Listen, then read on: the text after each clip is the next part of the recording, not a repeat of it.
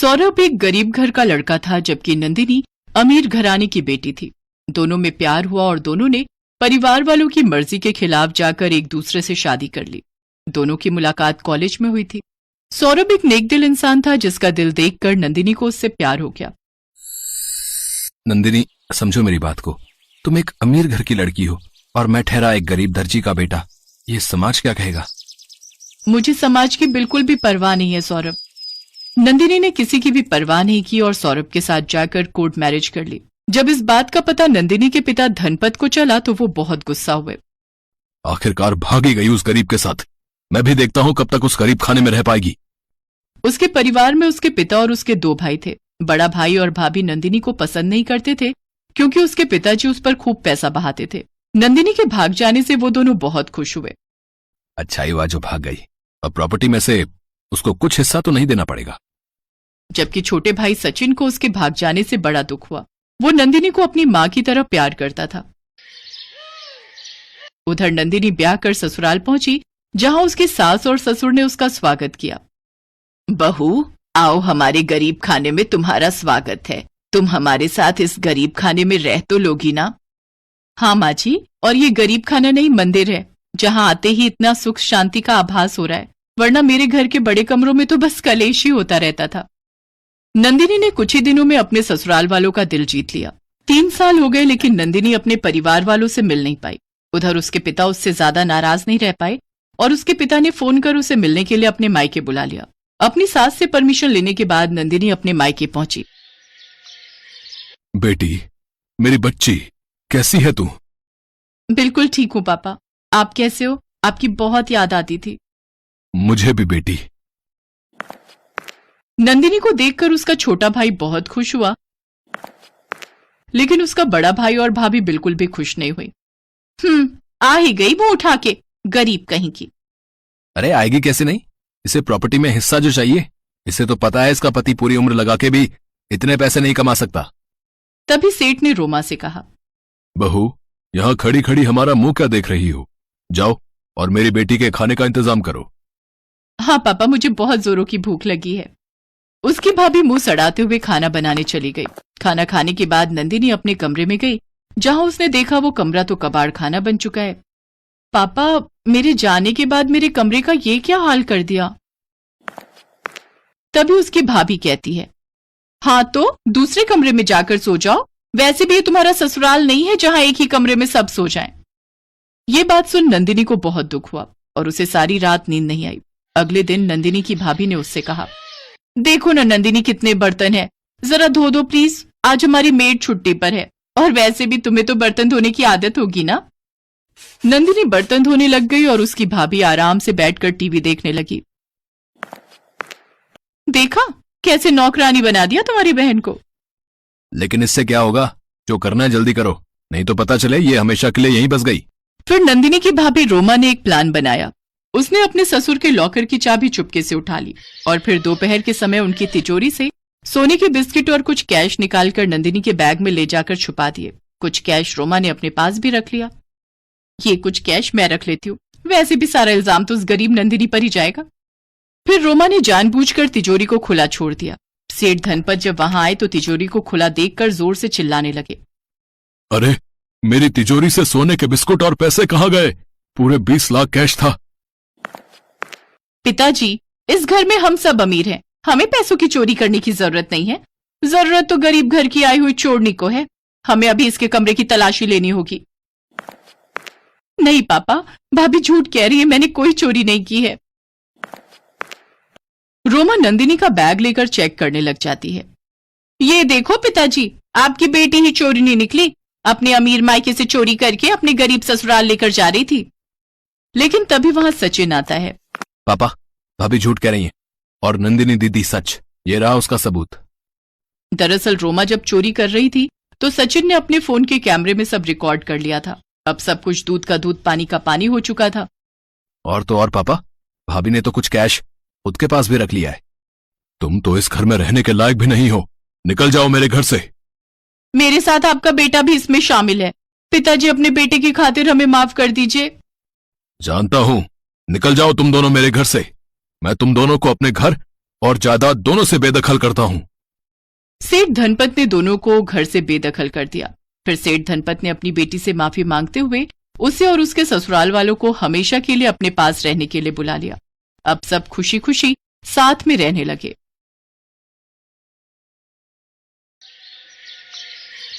मेघा की ननद जया की शादी शहर में ही हुई थी, इसलिए जया को जब भी कोई काम होता था तो वो मेघा के पास आ जाती थी। जया स्वभाव से बहुत कंजूस थी। मेघा अपनी कंजूस ननद के स्वभाव को जानती थी। ऐसे ही एक दिन, मेघा, हवा ठंडी चल रही है, मौसम सुहावना है, पैदल ही बाजार तक चल लेते हैं, फालतू के रिक्शे के 30 रुपए लग जाएंगे। मैं तभी जया दीदी के साथ बाहर नहीं जाती हूँ। इतनी कंजूस है कि किसी को 1 रुपया भी देकर राजी ना हो। पर क्या करूं, एक ही शहर में इनकी शादी हुई है। आए दिन जब भी बाजार जाना हो या फिर कोई काम हो तो मुझे पकड़ लेती हैं और माँ जी भी मुझे इनके साथ भेज देती हैं। देखा, पैदल चलते चलते बाजार पहुंच ही गए, रास्ता भी पता नहीं चला और 30 रुपए रिक्शा के भी बच गए। वैसे तो डॉक्टर भी कहते हैं टहलना सेहत के लिए अच्छा होता है।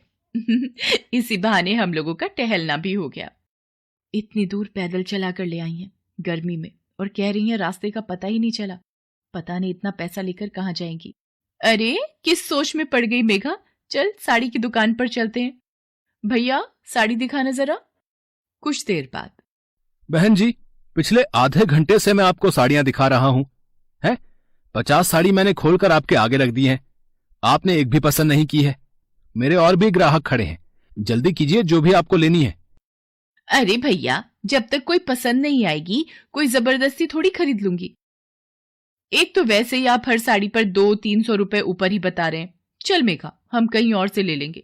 ये भैया तो ठीक से दिखा भी नहीं रहे हैं और इनकी दुकान पर साड़ियां भी कुछ खास नहीं दिखाई दे रही। लेना बिना कुछ होता नहीं है, फालतू का समय बर्बाद करती हैं। पता नहीं कैसे कैसे ग्राहक आ जाते हैं। क्या कहा तुमने? चलो ना दीदी, हम कहीं और से देखते हैं।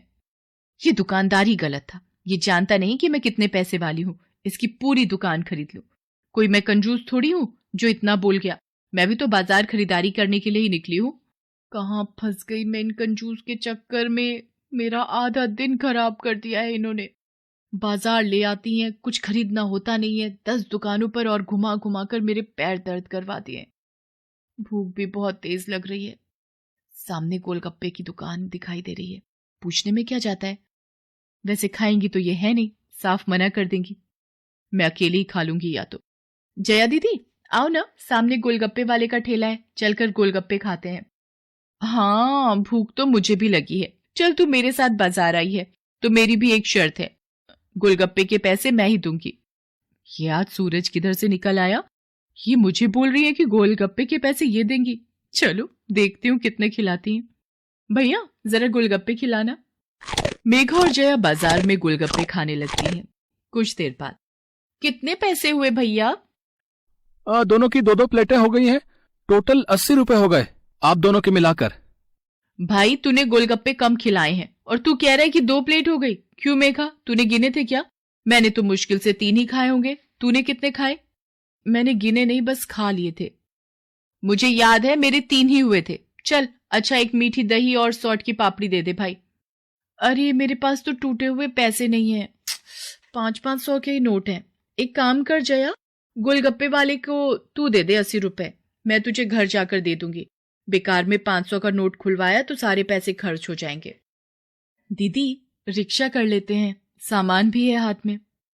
सोच तो मैं भी यही रही थी मेघा कि रिक्शा पर ही घर चले जाएंगे, पर मुझे रास्ते में दरजानी से अपना सूट उठाना है।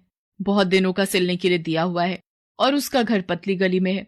अगर रिक्शा पर गए तो रिक्शा वाला थोड़ी देर बीच में रुकने के फालतू पैसे मांगेगा।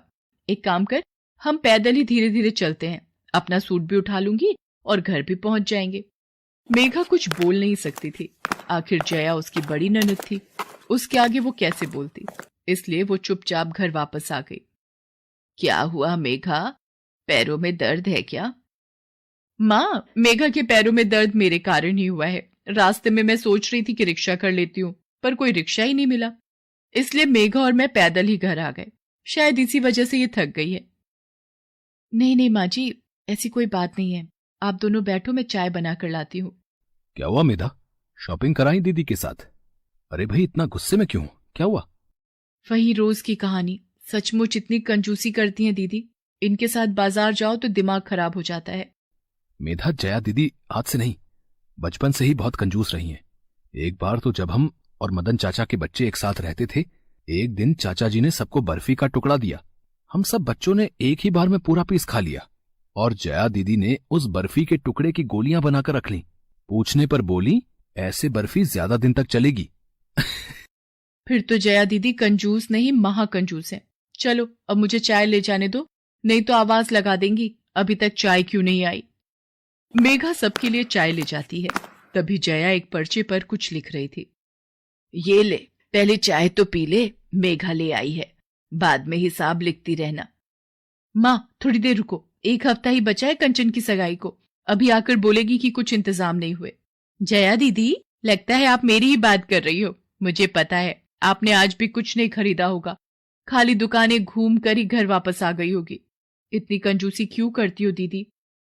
ये देखो, मैं अपनी सहेली प्रीति के साथ जाकर अपनी सगाई की ज्वेलरी खरीद लाई हूं। कर दिया ना फालतू खर्चा। मैं तुझे ऐसी दुकान पर लेकर चलती जहां पर कम दामों में अच्छी चीज मिल जाती, पर तू मेरी सुनती कहाँ है। तुझे तो लगता है मैं तुझे अच्छी चीज नहीं खरीद कर दूंगी। छोड़ न जया, कोई बात नहीं, उसकी शादी है, अपनी पसंद की चीजें खरीद भी लाएगी तो कुछ नहीं होता। अपने दिमाग को ठंडा रख। माँ, मेहमानों को देने के लिए जो कपड़े खरीदने हैं मैंने तुम्हें बताया था, एक दुकान पर बहुत सही दाम पर मिल जाते हैं। मैं कल ही मेघा को ले जाकर खरीद लाऊंगी। अब ये कल फिर मेरा ही दिमाग पकाएंगी। पता नहीं कितनी कंजूस है, दुकानदार का भी दिमाग खराब करेंगी और मेरा भी। तुम सब नहीं जानती मेरी जया बेटी कितनी सयानी है। भले ही ये कंजूसी करती है पर आगे की भी सोचती है। मेधा बहू, मेरी चाय मेरे कमरे में ही भिजवा देना।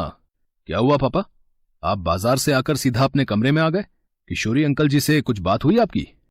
उनकी बेटी की शादी के वक्त मैंने उनकी बहुत सहायता की थी, पर हर कोई हमारे जैसा नहीं होता बेटे। वही 100 बहाने कर दिए कि बेटी के बच्चा होने वाला है, उसके घर भी खर्चा हो जाएगा। देने लेने में तो लगभग मुझे ऐसा ही लग रहा है कि वो मदद नहीं कर पाएंगे। हमें खुद ही कंचन की शादी में जैसे तैसे खर्चा करना ही होगा। आप परेशान मत होइए, सब ठीक हो जाएगा। क्या हुआ, तूने बैंक वालों से लोन लेने की बात की? पापा, बात तो की है पर अभी तक कोई जवाब नहीं आया है। देखता हूं, कल एक बार फिर से बैंक जाऊंगा। सुदर्शन को उम्मीद थी कि उनका मित्र किशोरी उनकी सहायता करेगा, पर वो अपनी जुबान से मुकर गया। इसी चिंता में सुदर्शन रात भर सो नहीं पाता। अचानक, कमला, सीने में बहुत तेज दर्द उठ रहा है, मुझे लगता है डॉक्टर के पास।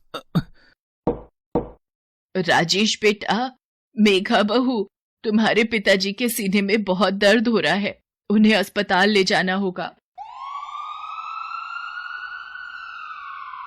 सब लोग सुदर्शन को अस्पताल लेकर पहुंचते हैं। जया भी अपने घर से सीधा वहीं पहुंचती है। माँ जी, आप चिंता मत करो, पापा ठीक हो जाएंगे, उन्हें कुछ नहीं होगा। डॉक्टर, अब पापा कैसे हैं?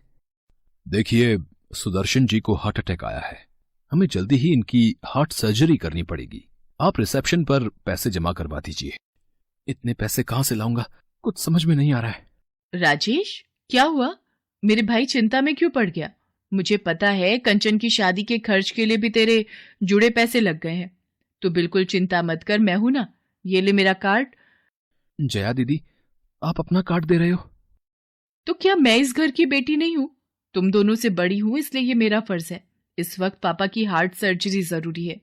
जया का व्यवहार देखकर सबकी आंखों में आंसू आ गए थे। दीदी, हम आपको समझ ही नहीं पाए। हमारी आज की बचत ही कल हमारे या परिवार के काम आएगी, ये आपसे बढ़कर कोई नहीं बता सकता। ये महंगे ब्रांडेड कपड़े, पॉकेट में 2-2 फोन, महंगी खरीदारी हमारे दुख में काम नहीं आएगी। न ही जिस समाज को दिखाने के लिए हम ये सब कुछ करते हैं वो काम आएगा। सिर्फ काम आएगा तो ये जुड़ा हुआ पैसा।